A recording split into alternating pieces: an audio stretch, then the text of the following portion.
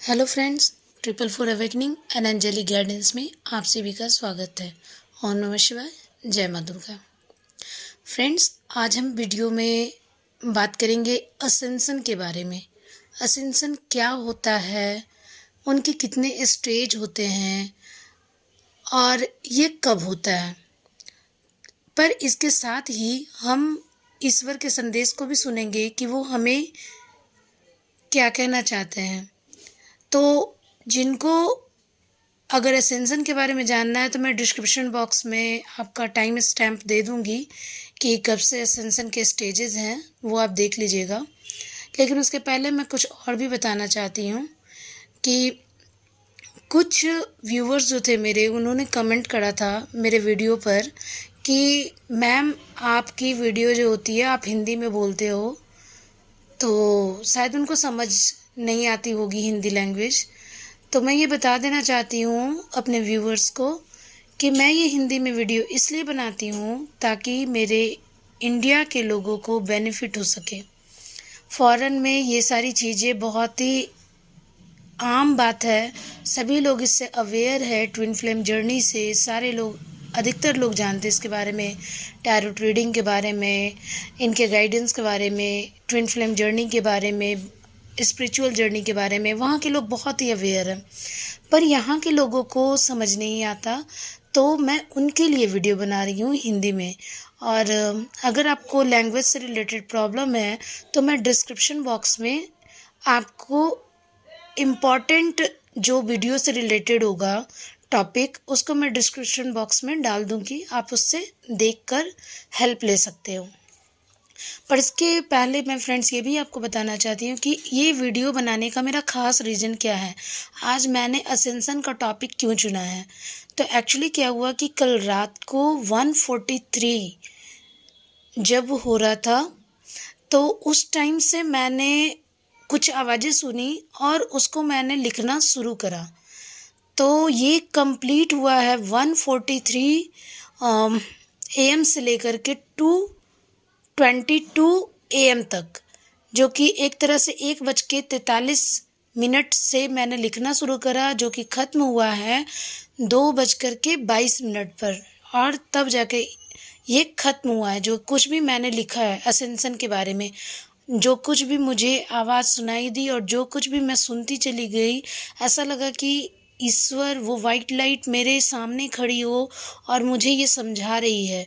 तो ये एक स्टोरी टाइप की है, तो आप इसको पहले सुन लो तो और दिल थाम के बैठ जाओ। हो सकता है वीडियो लंबी हो जाए इसको समझाते समझाते, तो इसलिए आप लोग पेशेंस बनाए रखें और वीडियो को लास्ट तक देखें, क्योंकि ये बहुत ही इम्पॉर्टेंट है। और असेंशन को समझने में इससे ज़्यादा बेहतर स्टोरी कोई नहीं हो सकता कि जो खुद ईश्वर के द्वारा दिए गए शब्द हों। तो चलिए हम स्टार्ट करते हैं कि मैंने क्या सुना और उस टाइम पे क्या क्या मैंने लिखा है। उसे मैंने डायरी में अभी नोट कर लिया है, अभी जस्ट नोट करा है। उस टाइम पे तो मैंने मोबाइल में नोट करा था। तो उस 143 से लेकर के 222 तक, जो कि एक स्पेशल नंबर है। 222 यानी 222 मास्टर नंबर है, जो कि एक बैलेंस का नंबर है। 143 आप जान ही रहे हो कि कितना स्पेशल नंबर है। तो ऐसा मुझे फील हुआ कि ये प्यार से शुरू होती है ये जर्नी, और अध्यात्म ऊर्जा को संतुलित करने तक का सफ़र है ये असेंशन। तो ये स्टार्ट जो होता है, क्योंकि स्पेशल टाइम से स्टार्ट हुआ और जब तक खत्म हुआ है ये सारा चीज़, तो वो कहाँ से कहाँ तक जो टाइम लेकर के हुआ है वो हुआ है 143, यानी प्यार से लेकर के जो अध्यात्म ऊर्जा को संतुलित करने की जो जर्नी होती है, वही हमारी असेंशन की जर्नी होती है। तो चलिए हम उसको स्टार्ट करते हैं फ्रेंड्स। आप लोग प्लीज़ अपना पेशेंस बनाए रखें, क्योंकि बहुत लोग होते हैं कि तुरंत ही स्किप कर देते हैं वीडियो। तो अगर आपको नॉलेज चाहिए तो आप इस वीडियो को पूरा देखें। मैं स्टार्ट करती हूँ, आप ध्यान से सुनिएगा ये स्टोरी। एक बच्चा जो खिलौनों की जिद करता है, पर माँ पापा कहते हैं नहीं, वो तुम्हारे लायक नहीं है। वो जितना उसे रोकने की कोशिश करते हैं बच्चा उतना उसे पाने के लिए छटपटाता है, रोता है, चीखता है, चिल्लाता है। अब बहुत सारी कंडीशन हो सकती है, उसे वो खिलौना नहीं दी जा सकती, या तो वो खिलौना उसकी उम्र के लायक नहीं है, या तो उस खिलौने से वो घायल हो सकता है, शायद ऐसी नुकीली चीज़ों से बनी हो जो उसे चोट पहुंचा सकती है, या तो उसके माँ बाप के पास उसे खरीदने के पैसे नहीं हैं, या वो खिलौना ही कमज़ोर हो। पर बच्चा भी कहाँ मानने वाला, जिद पर जो अड़ा है। उससे बस वही चाहिए जो उसे भा गई है। उसके माता पिता उसे दे देते हैं वो खिलौना, बच्चा खुश। पर माता पिता के माथे पर चिंता की लकीरें। अब इसके भी कई रीजन हो सकते हैं, या तो उसके माता पिता कर्ज में डूब गए हों उनकी ख्वाहिश पूरी करने में, या वो ये सोच रहे हों कि कहीं चोट ना लग जाए बच्चे को, या ये कि गए पैसे पानी में।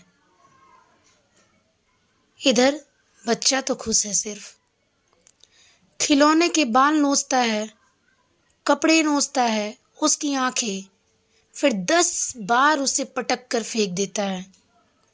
इंसान भी ऐसा ही करते हैं, पर एक चीज अच्छी होती है इसमें, उस खिलौनों की जान छूट जाती है उस बच्चे से। वह खिलौना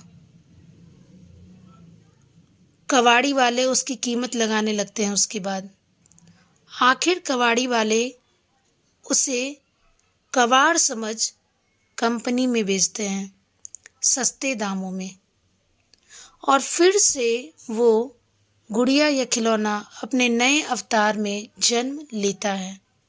फिर से उसकी कीमत उतनी ही हो जाती है। इंसान के साथ भी बिल्कुल ऐसा ही होता है। लोग दिल बहलाने के लिए आपकी भावनाओं के साथ खेलते हैं, फिर उसको खुद से दूर फायदा उठाकर फिर सब लोग उसे खराब मानकर उस पर ट्राई मारते हैं। लोग टूटते हैं और फिर से भगवान से प्रार्थना करते हैं और हिम्मत जुटाकर फिर से नए रूप में उभर कर आते हैं।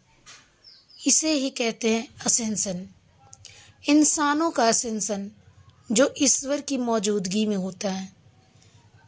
उसके बाद की जो लाइंस थी फ्रेंड्स, जो लिखी मैंने सुनने के बाद ध्यान से सुनिएगा इसे। कबाड़ियों ने हीरे को भी कबाड़ समझ कबाड़ के दाम में बेच दिया। गलती उसकी नहीं, उसके नजरिए की थी जो पहचान न सका। खरीदार न उसे खरीदार ने उसे खरीद नई आकृति दे उसे शोरूम में रख दिया।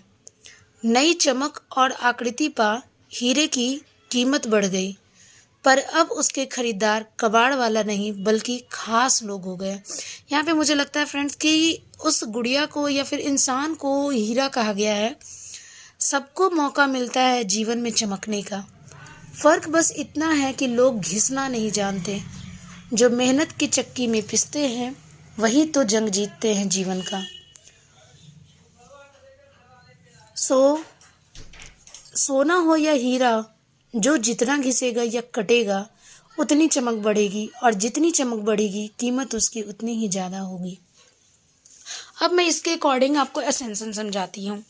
ये 2 कंडीशन जो बताए गए थे, माता पिता है और जो वो बिजनेसमैन है जिसने उसके कबाड़ को खरीदने वाला, तो वो दोनों एज मतलब मुझे लगता है कि ईश्वर ही है जो कि उसे नए रूप में बनाने में उसकी मदद करते हैं, या फिर कहिए कि वो उसका सोलमेट और ट्विन होता है जो उसे उसका नया रूप देता है किसी भी इंसान की। तो मैं इसे पूरे अच्छे से डिटेल में समझाती हूँ असेंशन क्या है, इस अकॉर्डिंग कि मैंने जो समझा, क्योंकि इसके बाद मेरे मुंह से जो निकली थी आवाज़, इसे ही कहते हैं असेंशन, इंसानों का असेंशन। तो इसके अकॉर्डिंग जो निकल के आ रहा है मैसेज वो बता रही हूँ मैं, कि यहाँ पर जो माता पिता और जो कंडीशन है, तो होता भी यही है इंसानों के साथ, कि जब आप एक रिलेशनशिप में आते हैं, यानी 143 का जो मीनिंग है, जब आप एक रिलेशनशिप में आते हैं, किसी के साथ आप बहुत ज़्यादा डीपली जुड़ते हैं, वो इंसान आपके साथ कनेक्ट होता है सोल लेवल पे।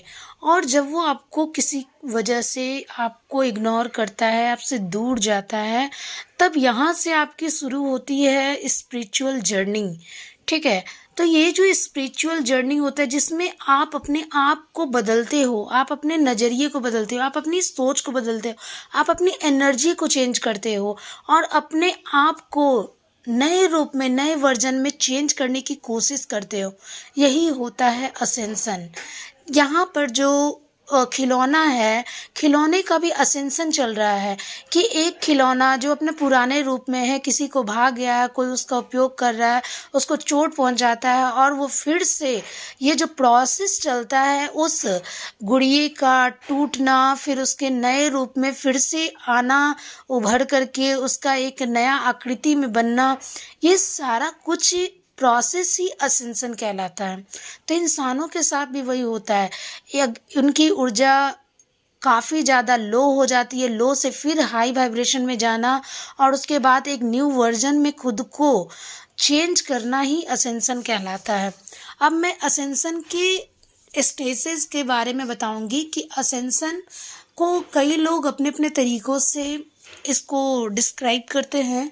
तो असेंशन को डिस्क्राइब करने के लिए कई तरीके होते हैं, लेकिन मैंने हमेशा हमेशा अपने दिल की सुनी है, और हमेशा अपने ईश्वर पर विश्वास किया है, क्योंकि कोई किताबी नॉलेज नहीं, खुद के एक्सपीरियंस इतने हैं और लोगों के एग्जाम्पल्स इतने हैं कि उनसे ही इतना ज्ञान मिल जाता है कि बुक की नॉलेज की उतनी ज़रूरत नहीं पड़ती है। क्योंकि जब आप अनुभव करना शुरू करोगे और अपने लॉजिकल माइंड को शांत साइड करके जब आप सोचोगे और जानोगे, तब आपको पता चलेगा कि आपके पास भी बहुत सारी नॉलेज है, बस अपने मन में उतर करके सबकॉन्शियस माइंड से सोचना है आपको। तो चलिए हम जानते हैं असेंशन के स्टेजेस। असेंशन होता क्या है? असेंशन का मतलब होता है उद्गम। उद्गम यानी कि आपका उत्थान, आपका एक नया वर्जन बनना, तो ये होता है असेंशन। असेंशन के 5 स्टेजेस होते हैं फ्रेंड्स जनरली। पहला स्टेज जो होता है जिसमें माइंड की अवेकनिंग होती है, अवेकनिंग ऑफ द माइंड, यानी कि इसमें दिमाग की अवेकनिंग होती है। इसमें क्या होता है कि जब आपकी अवेकनिंग होती है, क्योंकि बहुत सारे लोग इसे अवेकनिंग से जोड़ते हैं, क्योंकि हमारी असेंशन अवेकनिंग के बाद ही स्टार्ट होती है, क्योंकि ये पूरा प्रोसेस जो होता है वो हमारी अवेकनिंग के बाद स्टार्ट होती है। तो अवेकनिंग कैसे होती है? तो अवेकनिंग सबसे पहले हमारे माइंड में होती है। ठीक है, तो हमारा माइंड पहला अवेकन होता है, और हम लोग जो होते हैं हमें सिंक्रोनिसिटीज़ मिलने लगती है, जैसे नंबर्स मिलना, वर्ड्स मिलना, अपने ट्विन के नाम दिखना, बहुत सारे इन्फॉर्मेशन डाउनलोड होना, विजुअलाइजेशन होना, ड्रीम्स आना, ये सारी चीज़ें जो होती है ना सब माइंड में होती है। तो जितनी भी चीज़ें माइंड में होती है तो ये कहलाता है अवेकनिंग ऑफ माइंड। इस कंडीशन में जो है बंदा क्या होता है कि किसी किसी को भी जो जब हर्ट होता है किसी से, और तब जो है उस व्यक्ति को जो पाने का उसका मोह भंग होता है, तब ये अवेकनिंग स्टार्ट होती है। तो उस टाइम पे इसे तरह तरह के नंबर्स दिखने लगेंगे, मास्टर्स नंबर्स दिखने लगेंगे, उसके प्रति सिंक्रोनिसिटीज़ होने लगेंगे, फिदर दिखने लगेंगे, क्या उसको बोलती हूँ, बहुत सारी ऐसी चीज़ें हैं जैसे बटरफ्लाइज हो गए, आपको लीसिड ड्रीमिंग आने लगेगी, अब बहुत सारी सिंक्रोनिसिटीज़ होने लगती हैं इसमें। तो ये माइंड का असेंशन होता है, यहाँ पे माइंड की अवेकनिंग होती है। तो ये पहला स्टेज है। सेकेंड स्टेज है फ्रेंड्स की awakening of a new personality. अब आप देखोगे कि आपकी जब माइंड में अवेकनिंग होती है, उसके जस्ट बाद आपकी पर्सनालिटी में भी चेंजेस आने शुरू हो जाते हैं। जैसे फॉर एग्जांपल कि जैसे ही आपकी अवेकनिंग शुरू होगी, तो इस स्टेज में आप लोगों से, यानी कि जो नेगेटिव लोग होंगे जो आपकी एनर्जी को बहुत लो कर देते हैं, तो उससे आप दूर रहने लगोगे। और टॉक्सिक पैटर्न जो आपके लाइफ में जो चलते आ रहा है बार बार बार बार, तो उसको आप कम करने की कोशिश करने लगोगे, उससे भागने की कोशिश करने लगोगे और अपने अंदर ऐसी क्वालिटी को डेवलप करोगे और एक्सेप्टेंस की क्वालिटी को डेवलप करोगे कि आपको खुद में कुछ एक नया वर्जन बनना है, आपको कुछ बनना है, आपको मतलब कि आपको ये समझ में आने लगेगा कि आपको सिर्फ अपने लिए काम करना है, आपको खुद को निखारना है, आपको खुद को बनाना है। तो इस दूसरे शब्दों में हम बोल सकते हैं इसको कि सोल अवेकनिंग हुई है इसमें, जिसमें हम अपने होलनेस की फीलिंग को क्रिएट करते हैं अपने अंदर, कि हम पूरी तरह से सोल जो हमारी आत्मा जो होती है वो पूरी तरह से जागृत हो जाती है कि हमें अपने बारे में सोचना चाहिए, अपने आप को डेवलप करना चाहिए, अपनी एनर्जी को बैलेंस करना चाहिए। तो इस तरह की अपने एक नई पर्सनालिटी को निखारना चाहिए, हमें कुछ करके दिखाना है। ये वाली चीज़ें जो है वो आपके अंदर जागृति उत्पन्न होने लगती है। तो ये होती है सेकेंड स्टेज, पर्सनालिटी की अवेकनिंग सेकेंड स्टेज है। एंड थर्ड स्टेज है friends, awakening of spiritual energy. अब ये थर्ड स्टेज जो होता है, कई लोग तो 2 ही स्टेज में आने के बाद जो होते हैं वो क्विट कर जाते हैं इस जर्नी से, लेकिन ये थर्ड स्टेज जो है अवेकनिंग ऑफ स्पिरिचुअल एनर्जी, तो स्पिरिचुअल एनर्जी में जो होता है हमारी बॉडी के भीतर होता है, हमारी एनर्जी फील्ड में जो हमारा ऑरा फील्ड होता है क्रिएट होता है। इसमें क्या होता है कि हमारे बॉडी के जो लाइफ फोर्स एनर्जी जो होती है जिससे हम जीते हैं, जिसको हम प्राण ऊर्जा बोलते हैं या कुंडलिनी एनर्जी बोलते हैं, है ना, वो हमारी जागृत होती है। तो कई लोगों ने आपने सोचा कुंडलिनी अवेकन हुई, कुंडलिनी राइजन हुई, इस ये अवेकनिंग हुई है। तो यस, बहुत सारे लोग ये बोलते हैं, इसको हम लोग कुंडलिनी अवेकनिंग भी कर सकते हैं। तो थर्ड स्टेज में आपका ये होता है कि आपकी कुंडलिनी जागृत होती है। और इसमें क्या क्या एक्सपीरियंस होते हैं फ्रेंड्स, तो इसमें जो है ना एनर्जी ऊपर से नीचे आपकी बॉडी में आएगी, बढ़ेगी, ऊपर नीचे होगी, टिंगलिंग होगी, जो आपके सिवरिंग होगी, इलेक्ट्रिकल फीलिंग टाइप का होगा, यानी झंझनाहट टाइप का पूरे बॉडी में होगा। कभी कभी ऐसा लगेगा कि आप कॉस्मिक एनर्जी से बहुत ज़्यादा कनेक्ट हो, आप जो है सेक्सुअल फीलिंग्स जो होंगी वो कभी अप एंड डाउन काफ़ी ज़्यादा होगी, निगेटिव सिम्टम्स से काफ़ी ज़्यादा आपके जो है भर भर के उभर के आने लगेंगे अंदर से, आपके जितनी भी निगेटिविटी होगी वो सब कुछ अंदर से आने लगेगा, एंगर आने लगेगा, गुस्सा आने लगेगा, आपके मूड स्विंग्स होंगे, आपको कभी कभी मैनिया भी हो सकता है, यानी एक ही चीज़ को आप बार बार करते रहोगे, बार बार करते रहोगे, या फिजिकल हाइपर हो सकते हो, यानी कि आप आक्रामक हो सकता है कि आप लड़ने लगो, हो सकता है कि आप अब्यूजिव हो सकता है आप इतने सेंसिटिव हो जाओ, या फिर इंसोमेनिया, आपको नींद ना आना, ये सारी चीज़ें जो होती है कुंडलिनी अवेकन के दौरान होती है। तो बहुत सारी ऐसी चीज़ें जैसे कि आपका पेट खराब हो जाना, या बहुत ज़्यादा खाना खाने लगना, या ज़्यादा से ज़्यादा डरावना सोचना या गलत सोचना, या किसी के नाम से भी डर जाना, अंधेरे से डर जाना। तो बहुत सारी ऐसी चीज़ें जो होती हैं वो कुंडलिनी अवेकन में होती है। तो ये हमारा थर्ड स्टेज है।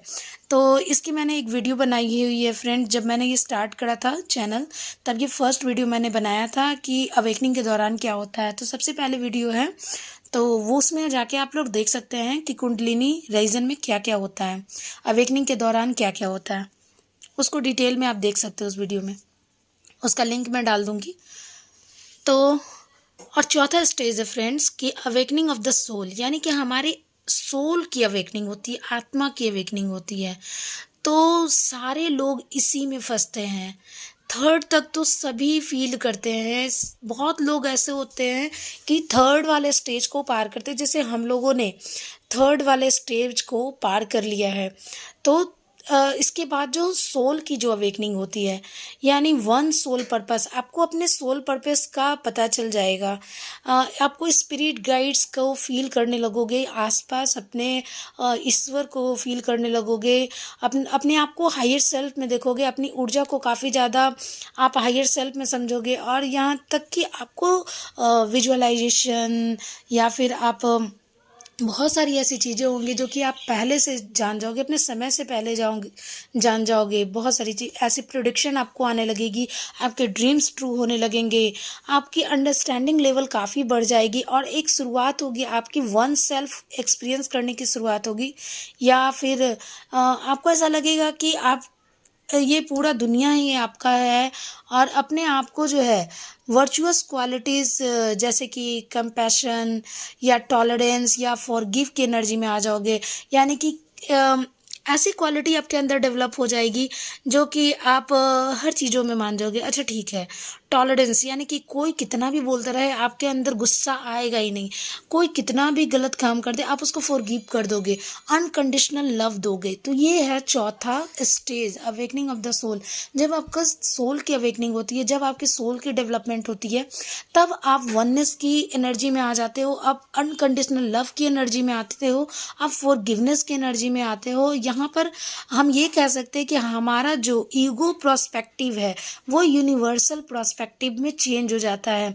हम अपने ईगो को साइड में रख करके सारे लोगों से हम प्यार करने लगते हैं। हम ये समझने लगते हैं कि ये भगवान की बनाई हुई चीज़ें हैं, और ये सभी मतलब जो है ईश्वर की दी हुई चीज़ें, हम सबको उस नज़रिए से, एक के नज़रिए से देखने लगते हैं। तो एक्चुअली यहीं पे आके सारे लोग फंसते हैं, क्योंकि ईगो को साइड में करना, फॉरगिव करना हर बातों के लिए, हर बातों को टॉलरेट करना, हमारे भीतर इतनी शक्ति नहीं हो पाती है कि हम इतने ज़्यादा इसको टॉलरेट कर सके और इससे जो है इस एनर्जी को अपने अंदर बनाए रखें। यही वो स्टेज होता है जहाँ पे बार बार हर जो स्पिरिचुअल से रिलेटेड कोच होते हैं या गाइड होते हैं, वो हमेशा मेडिटेशन की सलाह देते हैं ताकि आपके एनर्जी को बैलेंस कर सको आप। तो यहीं पर आपके फंसते, ये चौथा स्टेज होता है। पांचवा स्टेज होता है फ्रेंड्स की टोटल अवेकनिंग, आपकी पूरी तरह से अवेकनिंग हो जाएगी, या हम ऐसे कह सकते हैं इनलाइटनमेंट, यानी कि आपकी टोटल ईगो डेथ हो जाएगी और वननेस की फीलिंग में आ जाओगे। प्योर अवेयरनेस आ जाएगी आपके अंदर, लव और ट्रूथ को लेकर के आप कभी झूठ नहीं बोलोगे, आप सबसे प्यार करोगे, आप हर जगह खुद को फील करोगे। ये ऐसी एनर्जी है, ये ऐसा स्टेज है जिसमें आपको मोक्ष की प्राप्ति होगी, और बहुत ही कम लोग हैं, यानी कि 0.00001% अगर बोलूँ तो इतने ही लोग हैं पूरी दुनिया में जो कि मोक्ष उन्हें मिली होगी। तो मुझे नहीं लगता कि किसी को मोक्ष की प्राप्ति हो पाती है। बहुत कम लोग हैं इस दुनिया में जो कि उस स्टेज तक पहुंच पाते हैं। हमारे गौतम बुद्धा के बाद मुझे नहीं लगता कि किसी को भी ऐसा मोक्ष मिला होगा। हमारे बुद्धम शरणम गच्छामि जो उनका दिया हुआ है, तो गौतम बुद्धा के बाद मुझे नहीं लगता कि किसी को भी मोक्ष की प्राप्ति हुई है। तो वननेस की फीलिंग्स में आना, वननेस की एनर्जी में आना, इट्स वेरी डिफ़िकल्ट। सो मुझे लगता है कि ये सब कुछ मैं अपने एक्सपीरियंस से आपको बता रही हूँ। और ये जो चौथी स्टेज है, चौथी स्टेज को मैंने भी अभी तक पार नहीं करा है, और पाँचवीं स्टेज तक तो पहुंचना बहुत दूर की बात लगती है, लेकिन मैं आपको ये नॉलेज देना ज़रूरी समझती थी, इसलिए मैं आपको ये नॉलेज दे रही हूँ। तो ये है पूरी तरह से एसेंशन जो कि जनरली लोग सेकंड स्टेज तक करते हैं, क्विट कर जाते हैं। थर्ड स्टेज में बहुत सारे आते हैं, जैसे हम लोग जैसे लोग, या फिर स्पिरिचुअल गाइड, टैरो रीडर, या फिर जो स्पिरिचुअल हीलर होते हैं वो सारे होते हैं। चौथे स्टेज में भी कई हद तक वो आ जाते हैं जो कि उसको मेंटेन करने की कोशिश करते हैं। वो मेडिटेशन से अपने आप को सारे लोगों से अलग करने की कोशिश करते हैं। कारण ये होता है अलग करने का कि कहीं वो ट्रिगर ना हो जाए किसी से, और कहीं वो उनका बैलेंस गड़बड़ ना हो जाए। तो ये वही है फ्रेंड्स कि वो जो मैंने टाइम आपको बताया 143 से लेकर के 222 तक का जो टाइम है, तो ये पूरी तरह से ये जो असेंशन का जो ईश्वर के दिए गए नॉलेज के रूप में मैं आपको डायरेक्ट बता रही हूँ कि कोई आपको इस तरह से नहीं बता पाएगा कि ये पूरा असेंशन होता क्या है।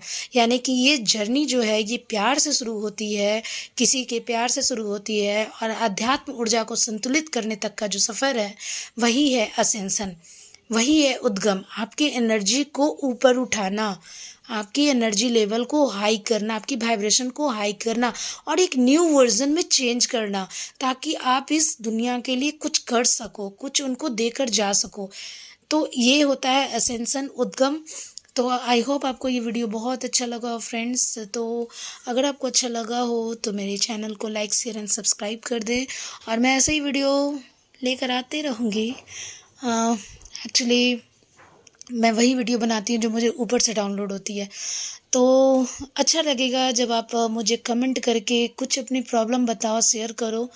और प्रॉब्लम बताओगे तभी तो वीडियो बना करके शेयर करूँगी, या फिर ऊपर से जो डाउनलोड होगा तभी वीडियो बनाऊँगी, जिससे कि लोगों को सिर्फ बेनिफिट हो। और उन व्यूअर्स के लिए बहुत बहुत बहुत सॉरी बोलना चाहूँगी कि जिन्हें मेरी हिंदी वीडियो समझ नहीं आती लैंग्वेज के चलते।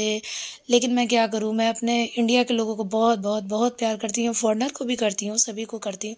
लेकिन मैं उनके लिए इतना कर सकती हूँ कि डिस्क्रिप्शन बॉक्स में मैं इंग्लिश में नोट्स डाल दूँगी, शायद उनको पढ़ के उनको मतलब बेनिफिट हो जाए। तो आप लोग प्लीज़ उसको रीचेक कर लेना और जो भी कमेंट्स हो आप लोग दे देना। So take care.